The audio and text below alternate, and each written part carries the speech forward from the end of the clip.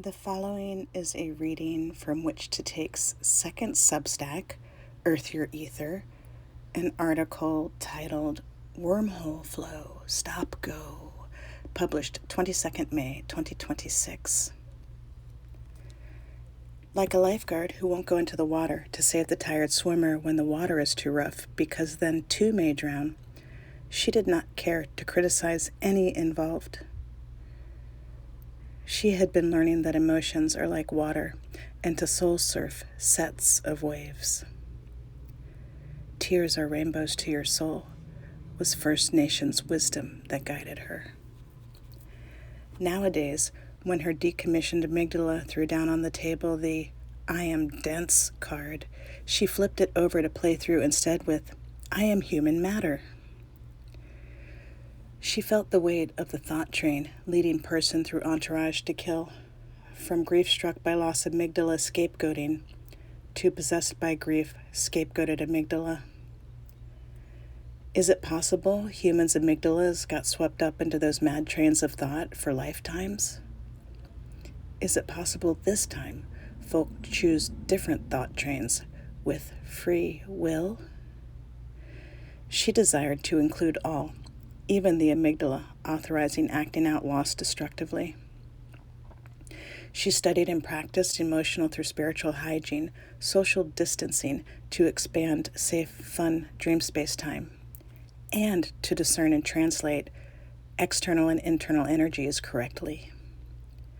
Regardless, her rate of effectiveness varied, maybe from about 40 to around 85%. Sometimes soul surfing to her felt like getting knocked over by a wave and then caught tumbling in the undertow, unable to come up for air because another wave comes. Other times it felt like a headache coming out of the blue, as grief-struck by lost folk projected their sad gone mad, possessed by grief, thoughts about her into the ethers. She flipped over the guilt and shame card to play through the waves with compassion, understanding, forgiveness, especially as she had been on the other side of the fence. During her play years, school years, and adolescence, she had dreams with a similar theme, needing to defend herself, but not being able to take the swing and connect. Growing up, she did not perceive herself as violent, as a person who would punch.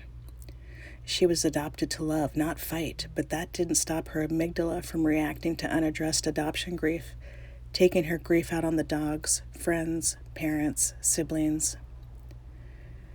After blowing up her adoptive, birth, in-law families as a middle-aged adult, while dancing out of the fog of adoption fairy tales, gypsy myths, fighting spirit, her dreams showed her the depth of her unprocessed rage, how she assaulted beloved through stranger.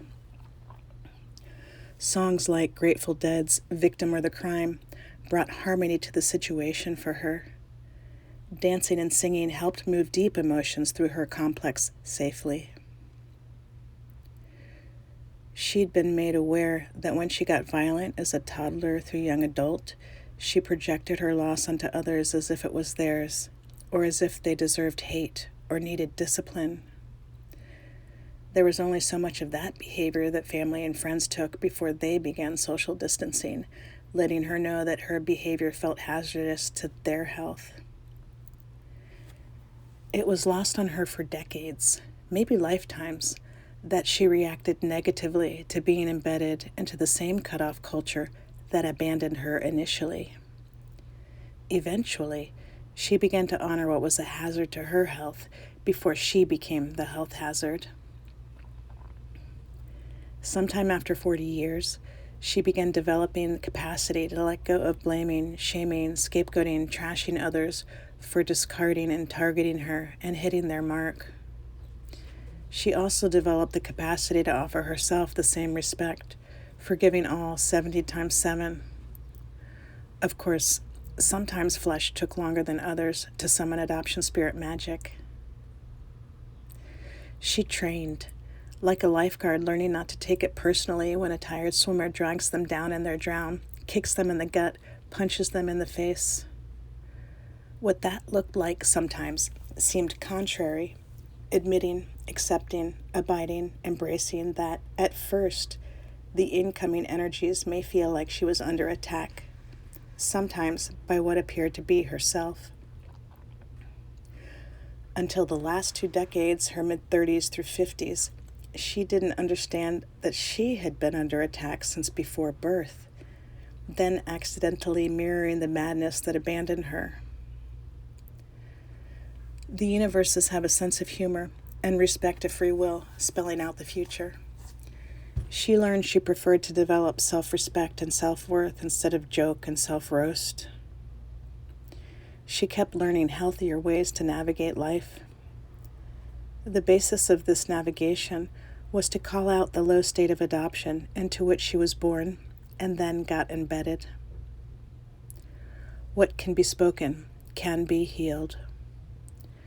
She began learning how to speak truth and taboo.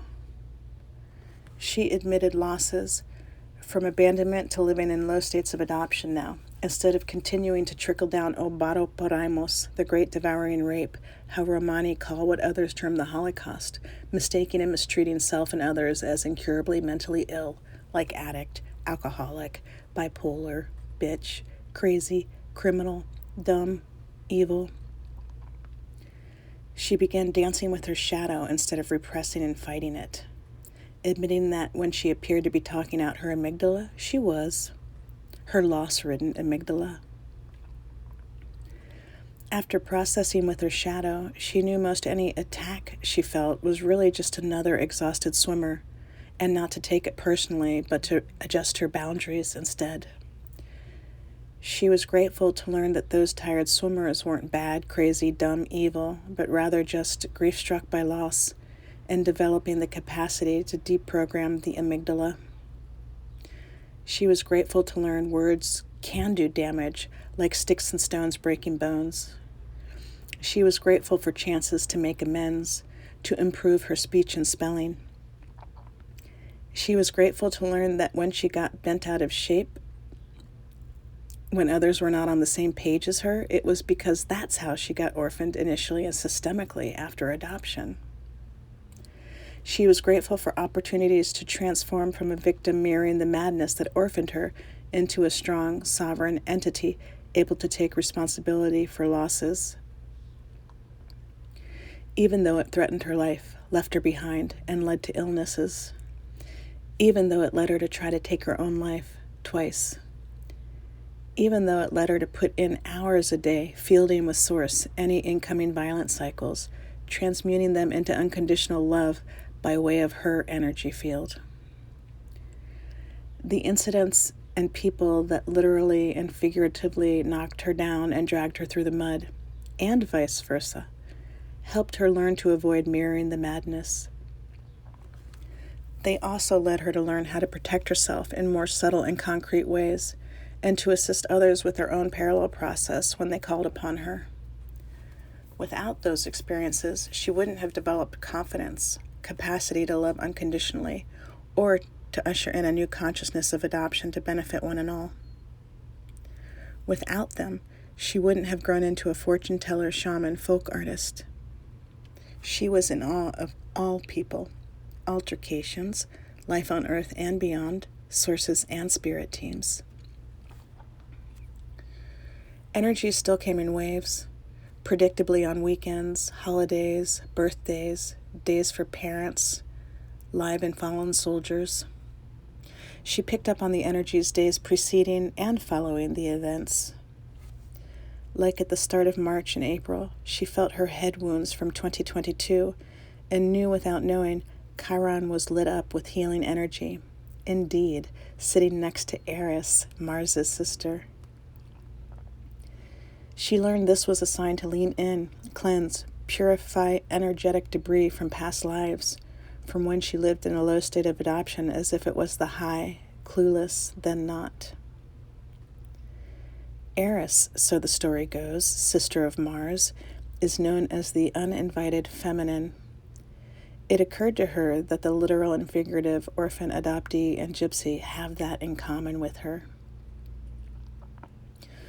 When the Virgo lunar eclipse came and went on 3rd of March, she took in a celebration and the setting with neighbor friends at her dream work.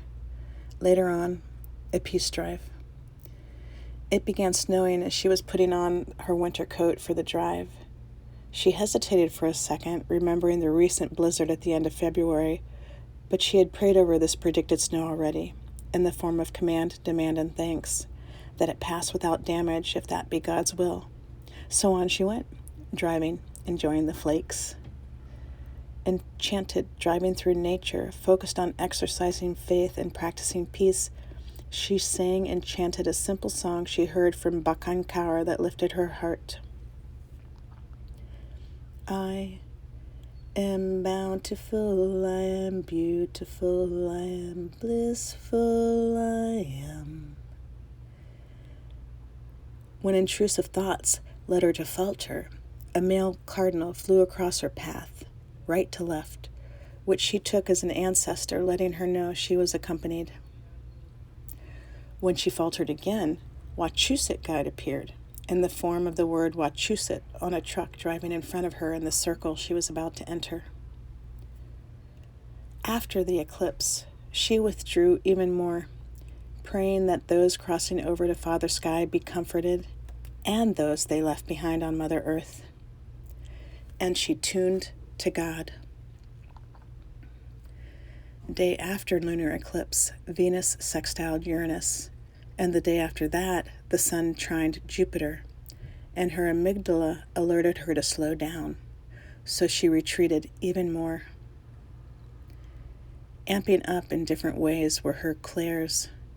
Between the clairaudience, clairsentience, claircognizance, she required more time to differentiate.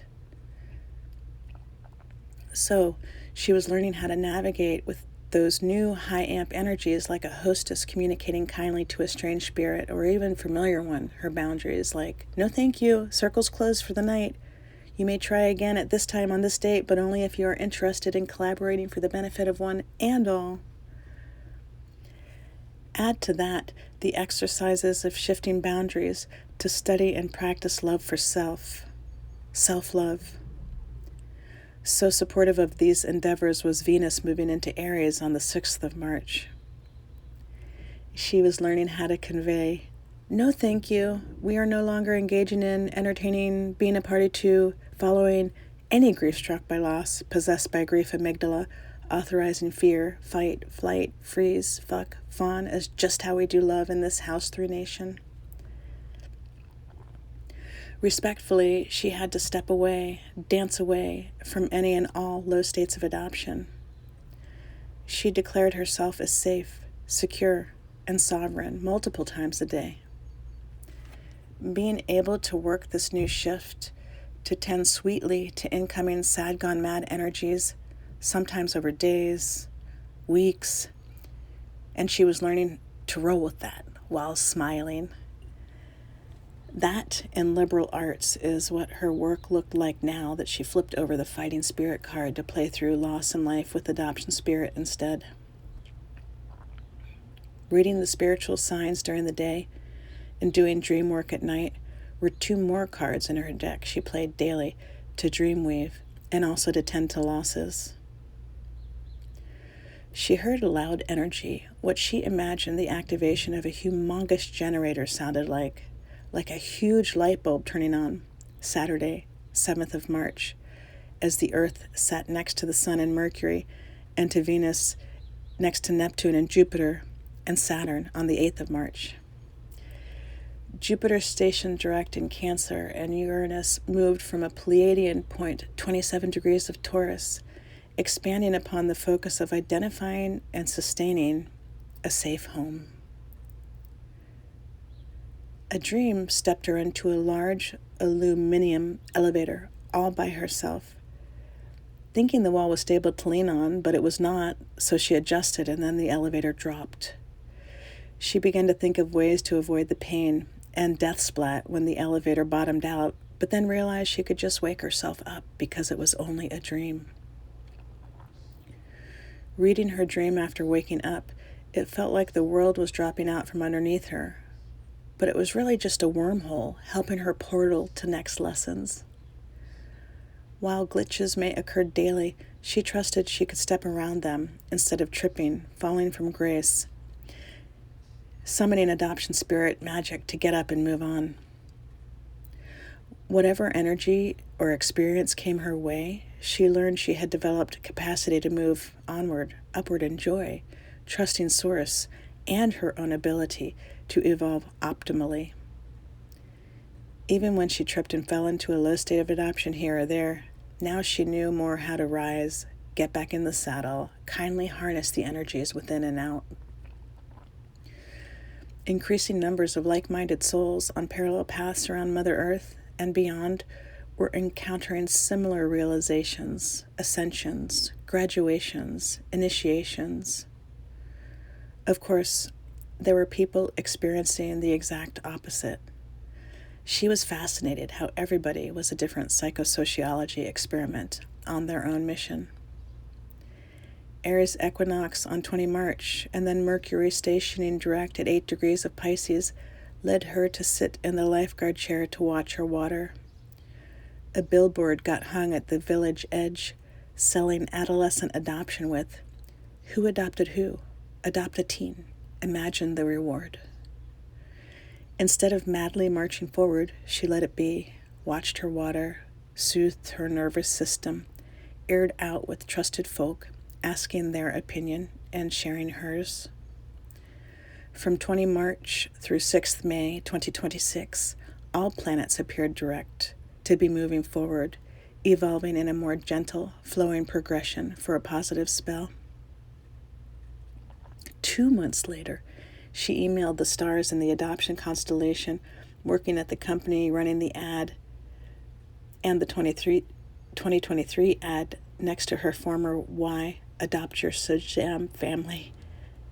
Adopt a teen. You can't imagine the rewards."